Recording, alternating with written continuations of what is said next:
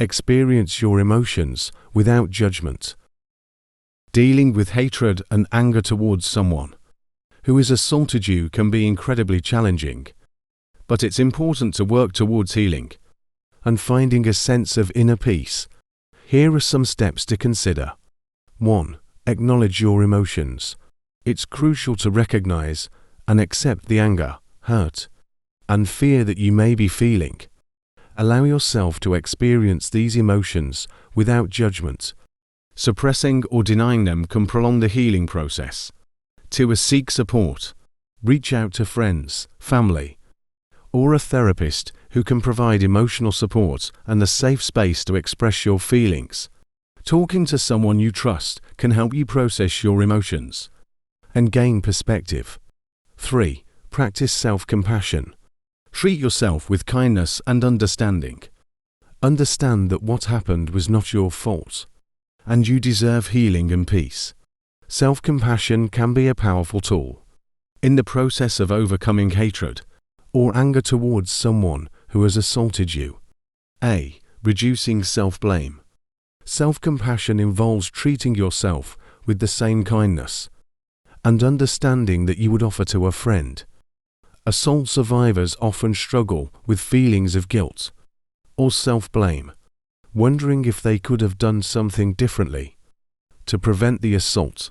Self-compassion helps you recognize that the assault was not your fault and that you deserve understanding and support. B. Emotional regulation. Self-compassion can aid in emotional regulation when you've experienced a traumatic event like assault. Strong emotions such as anger and hatred can be overwhelming. By practicing self-compassion, you can learn to acknowledge these emotions without judgment, which can help you process and manage them more effectively. C. Promoting healing. Self-compassion fosters a sense of self-care and self-nurturing. It encourages you to prioritize your own well-being, both physically and emotionally. This self-care can be crucial in the healing process. After an assault. D. Releasing self-criticism. Instead of being harshly self-critical, self-compassion encourages self-kindness. It helps you let go of negative self-talk and self-judgment, which can be particularly damaging when dealing with the aftermath of an assault. E. Reducing hatred. While hatred towards the assailant is a natural response to trauma, holding on to it can be detrimental to your own well-being. Self-compassion encourages you to focus on your healing and well-being rather than fixating on feelings of hatred. F. Opening to forgiveness. Forgiveness, if it's a path you choose to explore, often begins with self-compassion. By extending compassion and understanding to yourself, you may find it easier to consider extending the same to the person who harmed you. Forgiveness doesn't mean condoning the action, but can be a way to release the emotional burden of hatred. Forgiveness is a challenging but potentially healing path. Forgiveness can be a gradual process and may not be achievable in all cases. Forgiveness is a central theme in Buddhism, and the Buddha offered guidance on this topic through his teachings. Letting go of grudges. The Buddha emphasized the importance of letting go of anger and resentment.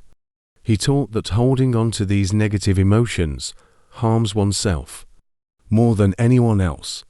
Forgiveness allows one to release these burdens and find inner peace. Compassion. Buddhism places great importance on cultivating compassion for all beings, including those who may have wronged us. The Buddha encouraged his followers to view others with understanding and empathy, recognizing that everyone is subject to suffering and the causes of suffering. The power of metta, loving kindness. Metta meditation is a key practice in Buddhism. It involves sending feelings of love, well-wishing, and forgiveness to oneself and others. By developing metta, practitioners can transform their hearts and minds, fostering forgiveness and goodwill. Karma and consequences. The Buddha taught about the law of karma, which suggests that our actions have consequences, Forgiveness, in this context, can be seen as a way to break the cycle of negative karma. By forgiving others, we create positive karma for ourselves and contribute to a more harmonious world. Non-harming. The principle of non-harming, or ahimsa, is fundamental in Buddhism.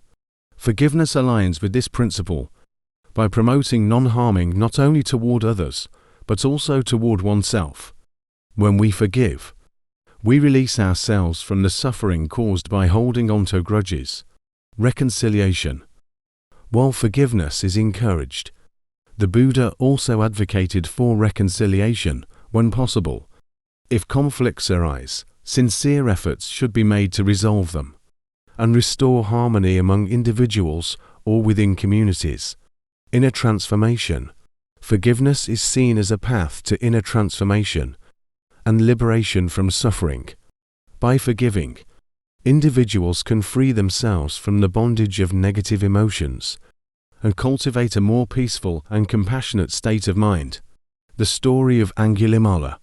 The Buddha's encounter with Angulimala, a notorious criminal, who later became his disciple, illustrates the transformative power of forgiveness and compassion. The Buddha's forgiveness and guidance played a crucial role in Angulimala's spiritual awakening.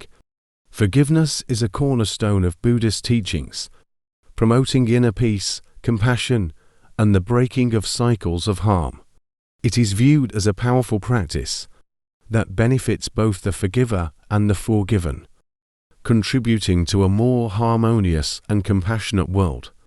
Self-compassion is not a quick fix, and healing from assault is a complex and individualized process. It's perfectly normal to experience a range of emotions, including anger and hatred, as part of your healing journey. Self-compassion is a practice that can support you in navigating these emotions and moving towards a place of greater inner peace and well-being. It's one of many tools you can use on your path to healing.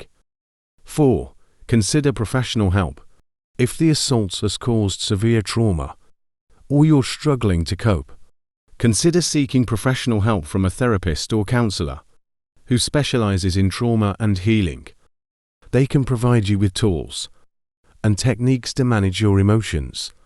5. Mindfulness and meditation. Mindfulness practices and meditation can help you become more aware of your emotions without being overwhelmed by them. These techniques can also help you cultivate a sense of inner peace and reduce feelings of hatred and anger. 6. Set boundaries.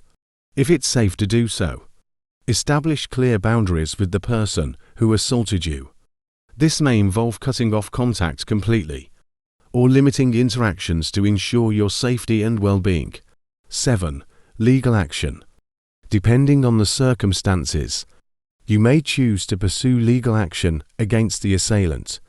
Consult with legal authorities or an attorney to understand your options. 8. Focus on healing. Engage in activities that promote physical and emotional healing. This could include exercise, creative outlets, or engaging in hobbies you enjoy. 9. Time and patience. Healing from assault is a process that takes time. Be patient with yourself and recognize that it's normal to have ups and downs along the way. Your emotions may change over time, and that's okay. Remember that healing is a personal journey, and there's no one-size-fits-all approach. It's essential to prioritize your safety and well-being above all else. You don't have to go through this alone, and there are resources available to support you in your healing journey.